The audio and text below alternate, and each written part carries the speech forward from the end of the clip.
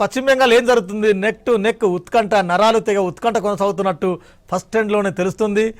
98 TMC, BJP 107. అది తారుమారవుతున్నాయి. ఒకసారి BJP cut చేస్తున్నాయి, ఇంకోసారి టీఎంసీ కట్ చేస్తున్నాయి. పశ్చిమ బెంగాల్ ఫస్ట్ ట్రెండ్స్ మనకి ఏం చెప్తున్నాయి? Venkat, good morning. మీరు చెప్పినట్టు ట్రెండ్స్ అప్స్ అండ్ డౌన్స్ అవుతున్నాయి.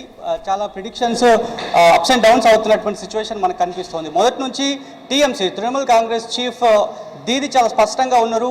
బీజేపీ కేంద్ర ప్రభుత్వం పైన విమర్శ అస్త్రాలు ఆమె సంధిస్తున్నారు. ప్రధానంగా ఎస్ఐఆర్ అంశంని ఆమె తీసుకోవడంలో సక్సెస్ అయిందనేది టీఎంసీకి సంబంధించిన అభిమాన వర్గం అంతా కూడా చెప్తున్నారు. దాదాపు 1 కాదు 2 కాదు, సర్ పేరుతో 90 లక్షల ఓట్లను తొలగించారనేటువంటి అంశాన్ని చాలా బలంగా ఆమె ప్రచారంలో తీసుకువెళ్లే ప్రయత్నం చేసింది. ట్రెండ్స్ గురించి చూసుకుంటే కనుక మీరు అన్నట్లు 98 అంటే నెక్ టు నెక్ మనకి ట్రెండ్స్ కనిపిస్తున్నాయి.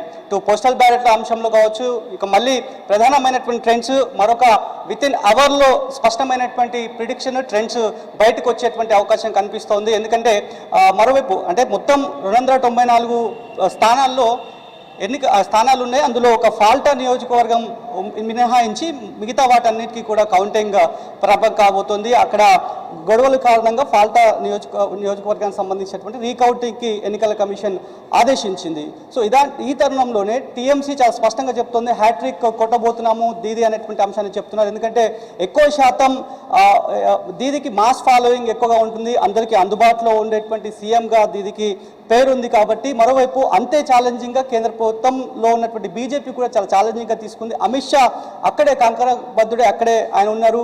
చాలా రోడ్ షోలో పార్టిసిపేట్ చేశారు. బ్యాక్ అండ్ వర్క్ అంతా కూడా ఆయనే చేశారు. బీజేపీకి సంబంధించినటువంటి అభ్యర్థుల వ్యవహారంలో కూడా చాలా జాగ్రత్తలు తీసుకున్నారు.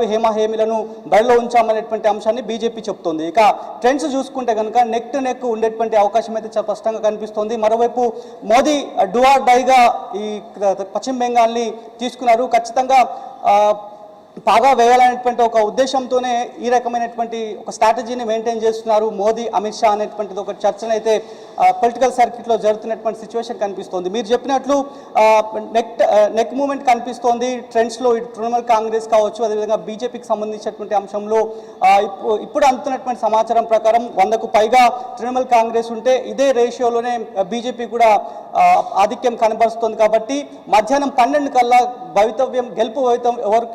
గెలుపు అవకాశాలు ఎవరికి ఉంటాయనేటువంటి అంశం పైన 12 గంటల తర్వాత కరెంట్ ట్రెండ్స్ బయటకు వచ్చేటువంటి అవకాశం కనిపిస్తుంది.